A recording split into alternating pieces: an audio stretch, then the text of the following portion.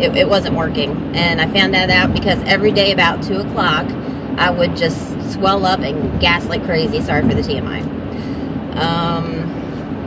Where was I going?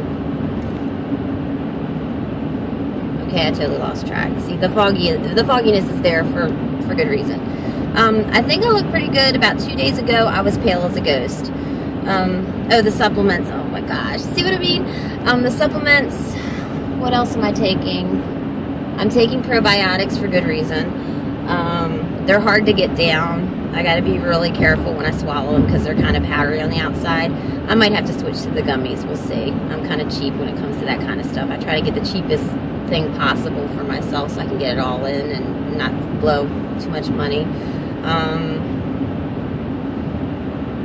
I think that's it as far as supplements go. I feel like I'm forgetting something. I'm also on, I have depression. I'm on medications for that. It's like a depression anxiety. I'm on Buspar, Cymbalta, and Strattera. And I've actually lowered my doses on those for now to see how things are going, because it seems like everything I'm taking works better now, which is strange because I thought your stomach doesn't absorb things as well. I'm not sure why that is, but it seems like less is more with me lately, so I'm kind of backing up on those a little bit and testing it out and see how I feel. There's a lot going on with my body right now, so it's hard to tell what's going to work. It's going to take a lot of tweaking. Okay, going back to the thing that I keep saying I'm going to talk about later. There is this thing. It's called C. diff, and it's disgusting. Okay, those of you who don't know what it is a bacteria that some people carry. I believe I might have picked it up when I was a CNA.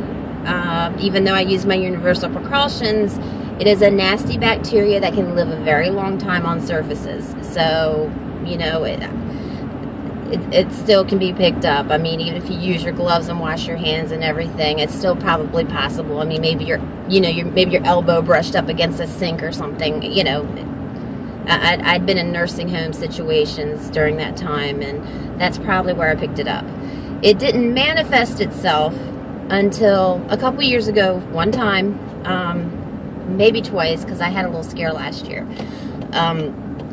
But I started out 2 years ago with this pain going down my legs. My belly would cramp up, and this pain started going down my legs. And I'm like, what in the world is this? That's just weird, you know. And I worked for a chiropractor at the time, so I'm thinking, okay, maybe I need an adjustment, you know, what's going on. What I think was happening is that the infection was starting, and my colon was swollen. Aha, that rhymes.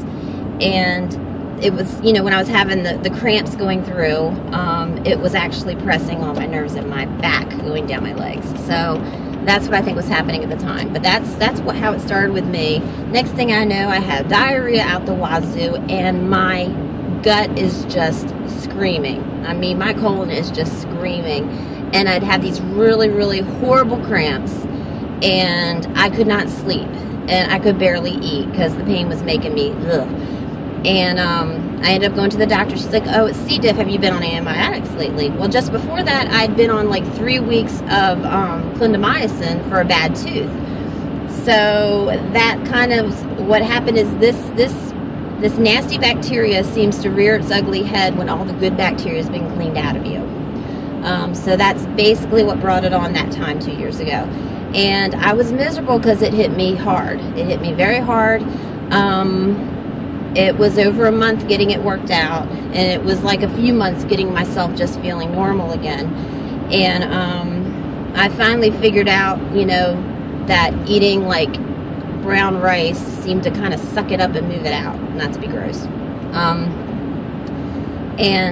I had to get on, ironically, you have to get on a special antibiotic to get rid of this. So that's what I had done before as well.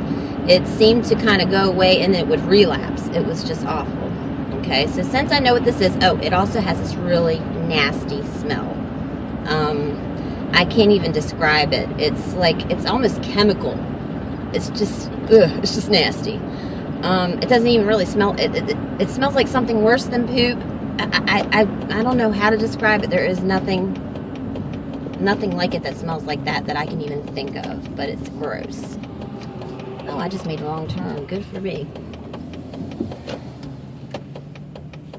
Hang on a second, guys. I gotta get my head together. Alright. Gotta make a U-turn to get myself right again. See, it's kind of metaphorical, isn't it? Okay, where was I? Okay, so coming back to today, about, you know, I'd come to the conclusion that I was lactose intolerant because I would have my protein shakes and try to get all my medications in the morning, and about 2 o'clock I would blow up like a balloon and start tooting away, and it was nasty. And I figured out that it was because I was taking my protein shake powders with milk, and it was, so I figured that out, fixed that problem, and my stomach was bloated, I guess from all that. And then the bloating in my stomach